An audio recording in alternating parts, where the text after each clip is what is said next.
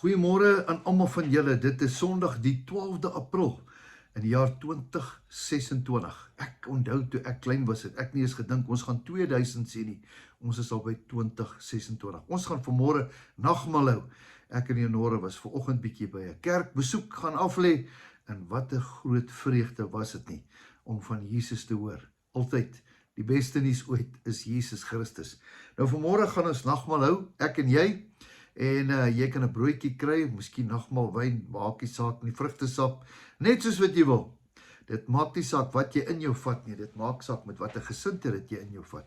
Is dit nie so nie? En niemand kan jou oordeel, want ons almal maak foute. Daarom kan ons almal vanmôre met groot vrymoedigheid kan ons aan die tafel kan kom sit. Voor ons dit doen, kom ons bid net eers saam. Baie dankie Here vir hierdie dag. Dankie vir 'n nuwe geleentheid. Dankie dat ons verbondsmaal kan hou. Dit wat U gedoen het in die kruis, U liggaam is vir ons gebreek sodat ons kan lewe. Al ons sondes wat ons gedoen het en doen en nog gaan doen, het U voorgesterwe. Dankie Jesus, dankie Jesus, dankie Jesus. Dankie Here. Here, kom seën ons vandag ook hierdie woord. Laat U woord, Here, maar deur hierdie housepipe praat. Dis my gebed in Jesus se naam. Amen. Nou ja, goeiemôre weer eens aan almal. Vanoggend toe ek en Leonora daar in die kerk sit, toe kom daar hierdie gedagte oor my. En Josef, wat het hierdie mannetjie nou gedoen so lank gelede? Hier in Genesis 37 en 39. Verskoning, jy kan dit gerus gaan lees. Nou sien ons hierdie ouetjie, hy was gebore, grootgemaak, hy was 17 jaar oud. Ek gaan dit vir jou lees, Genesis 37 vers 2, en dis die geskiedenis van Josef. En Josef het as seun van 17 jaar die klein vee opgepas, hierdie keer saam met sy broers. Ons lees dat Dawid het ook die klein vee opgepas, maar nie saam met sy broers nie, hy was alleen. Ek het dit nou eendag vir jou gesê. En daar het hy met sy broers gepraat, en dan profeteer hy iets. Hy profeteer, en sy broers sien dit nie so nie. Baie keer sê ons goed, dan hou mense nie daarvan nie. Moes hy dit gesê het? Wel, dit het baie teen hom getel, want uiteindelik, so dit wat hy geprofeteer het, sou teen hom tel, en sy broers wou hom doodgemaak het. Want dit wat hy gesê het hy gesê baie jare vooruit. En baie keer doen ons dinge, en dan gebeur slegte dinge met goeie mense, en dan die uiteinde daarvan, gaan ten goeie laat meewerk. Kan ek vanmôre vir iets sê? Iets persoonlik in my eie lewe. Baie keer gebeur daar slegte goed. Baie keer gaan jy deur goed. Baie keer dan gaan jy deur 'n egskeiding. Baie keer dan gaan jy deur depressie. Baie keer gaan jy deur 'n slegte situasie. Jy gaan deur 'n verskriklike situasie. En dan kom daai woord. Kan ek vandag vir jou iets gee wat my gehelp het? Ek het altyd dit net vir myself gesê. Die woord sê, niks sal oor jou kom wat jy nie kan hanteer nie. Dit het my altyd gedra. As daai goed so kom soos golwe, en hy toe kom en hulle wil jou doodmaak, dan weet ek, die woord sê. Nou, hierdie man het ek baie van te leer, baie by hom geleer. Ek het baie preke al gepreek oor Josef, en daar's 'n paar uitstaande elemente van hom. As ons na sy karakter hier kan kyk, en dan sê hy so, sy broers sien dat sy vader hom meer as die broers lief gehad het, het hulle hom gehaat, en hulle kon nie vriendelik met hom praat nie. Hulle was jaloers op hom. Kan ek vandag vir jou sê, daar's baie mense wat nie van jou hou nie. Daar's baie mense wat nie daarvan jou hou nie, omdat jy mooi is, omdat jy sterk is, omdat jy geseënd is, omdat dit goed gaan met jou. Praat ek met die regte persoon vandag? Ja, dit is so. Ek sien dit ook in die bediening. Daar's baie mense wat ook nie van my nie. Dis okay. Moenie jy jouself verander, omdat die Here jou gawes en talente gegee het nie. Nee, moenie. Dit wat jy het, kom van die Here af. En die Here sal klaarmaak dit wat hy begin het in jou lewe. Kom ons kyk gou hier. Sy broers het nie van hom, en sy broers vers 4, en toe sy broers sien dat hulle vader hom meer as sy broers lief het hulle hom gehaat, en was nie vriendelik teenoor hom nie. Vers 5, en ook het Josef 'n droom gehad, wat hy sy broers vertel het. Hier kom sy ondergang. Hy profeteer, daarvoor het hulle hom nog meer gehaat. Wat is nou so verkeerd om te droom? Hy het 'n droom gehad. Ek glo drome kom van die Here af. Hier kom hy en hy droom iets. En hy sê dit vir sy broers. Hulle is daar alleen. Met wie moet hy dit sê? Hy was nie by kerkmense of by selgroepe nie. Nee, al wat hy gehad het is sy broers. En hy het naamlik gesê, Kyk, ons was besig om gerwe te bind in die land toe dit met eens het my gerf gaan staan en regop bly staan, terwyl julle gerwe rondom kom en voor my gerf buig. Jy sê wat? Dat ons gaan voor jou buig, mannetjie. Jy moet jou wat verbeel. Ons is ouer as jy. Jy moet nie vir ons kom vertel, ons gaan eendag nog voor jou buig nie. Wat jy waar kry. Wel, ek het dit gedroom. Toe sê broers aan hom, wil jy miskien oor ons regeer, of wil jy miskien oor ons kom heers? En hulle het hom nog meer gehaat, oor wat hy gesê het, oor sy drome. Daarna het hy 'n ander droom gehad, en hy het aan sy broers vertel en gesê, kyk, ek het nog 'n droom gehad. Die son en die maan en die sterre het voor my neergebuig. Toe hy dit aan sy vader met sy broers vertel, het sy vader hom hard bestraf om gesê, wat vir 'n droom het jy gehad?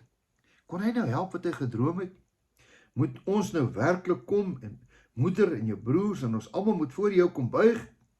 Sy broers was afgunstig op hom, maar sy vader het hierdie saak net in gedagte gehou. En sy broers het die kleinvee van die vader gaan oppas. En Israel sê vir Josef, dis nou sy pa, pas jou broer nie die vee dan op nie, kom laat ek jou na hulle toe stuur. En toe gaan hy, en hy verneem na sy broers, net soos Dawid, en vir die welstand oor die vee, en bring het gerig terug. En toe sy broers het toe nou besluit, hulle gaan hom doodmaak. Hulle het hom toe nie doodgemaak nie, onthou jy, hulle het hom in die put gegooi, en uiteindelik het hulle sy kleed gevat, wat so fancy was, en hulle het bloed daar opgegooi, bloed, van 'n dier, van 'n lam, die bloed, en gesê, hy is dood. Maar die bloed bly lewendig, is dit nie? Die bloed van Jesus maak ons lewendig. Pragtige storie, gaan lees dit tog gerus in Genesis 37. Ek kom by die volgende punt. Dit wat hy profeteer, klink op daai stadium soos 'n nagmerrie oor hom. Dit bring hom in 'n putting. Dit bring hom uiteindelik dat hy verkoop word. Dit bring hom uiteindelik dat hy na 'n vreemde land toe moet gaan. Jy moet verstaan, hy kom waarvan af? Hy kom van die land van melk en honing af. Hy kom van die land wat God vir hulle gegee het.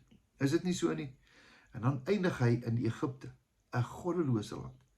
En daar kom hy ook in 'n tronk in. Ja, heeltemal onskuldig. Kla hom aan dat hy 'n vrou verkrag het. En uiteindelik daar in die tronk staan hy op en sy drome bring weer vir hom dat hy uiteindelik na die tweede bevel van die land toe gaan. En later word hy, sê hy aan die koning, ons moet kos bymekaar maak vir die hele wêreld. En die koning sê, dis reg, nou bring hy kos vir die hele wêreld. En dan kom hy sy broers uiteindelik en dan buig hulle voor hom. En hy gee vir die hele wêreld kos. Wow, dit wat hy gesê het, so was dit. Ek voel om vanmôre dalk net vir jou te sê, miskien is jy dalk in die put, miskien is jy dalk, word jy verkoop, miskien is jy dalk in 'n tronk, ek weet nie. Jy sien al hierdie slegte goed gebeur met hom. Maar God se uiteinde was, dat hy onderhoof sou word en die hele wêreld sou kos gee, en sy broers sou voor hom kom buig. Wat 'n storie, wat 'n storie. Jou einde van jou storie is nog nie geskryf nie. Miskien voel jy vandag, dat die wêreld is teen jou. God is nog nie klaar met jou nie. Daar's iets in jou. Daai saad van die woord, vanoggend het ek iets pragtig gehoor. Daar's 'n saad binne in ons. Die onverganklike saad van God is in ons. Ja, jou liggaam sal vergaan, maar binne in jou is daar 'n siel en daar's 'n gees. En daai saad is in jou gees. En weet jy wat sê hy daar iets vanmôre? Baie keer met die vuur kom. Daar's baie saad. Nou het ek gehoor, hulle praat van hierdie bome, hierdie gemorsbome, black wattles. Hulle lê daar.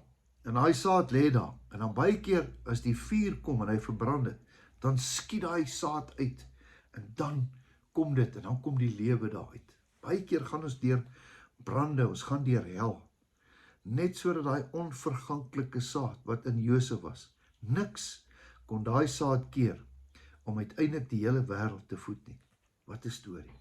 Ja, vanmôre wil ek hê jy moet saam met my, hier sê, die saad van God, het hy vir Jesus gegee, sê, gaan dan nie en maak disippels, vat hierdie brood, gee dit vir hulle, dat hulle dit deel van hulle kan maak, dat hulle kan weet, dat hy wat in hulle is, sal nooit sterf nie. My vriend, my vriendin, ek wil vir jou sê, Daar's iets binne in jou wat nooit sal sterf nie. Dis hy wat in jou is. Kom ek en jy neem vanmôre hierdie ou broodjie as 'n bewys om sê, Here, al is ons beskuldig, al is ons verpletter, al is ons eensaam, al is ons dalk, voel ons dalk depressief, al voel ons dalk niks werd nie. Hier binne in my, daar's 'n liedjie wat sê, hier's 'n vuur wat brand hier binne in my. Daai vuur moet uitkom, want God het 'n groot plan met jou. Kom ons eer dit vanmôre tot sy gedagtenis.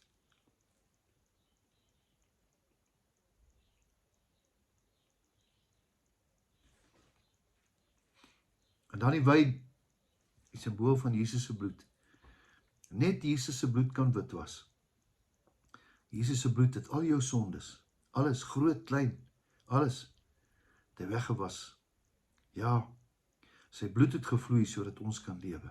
Hy het 'n prys betaal, sodat ek en jy geregtig voor God kan staan. Nie omdat ons goed is nie, maar Jesus se bloed het ons kom goed maak. Kom ons drink dit tot sy gedagtenis.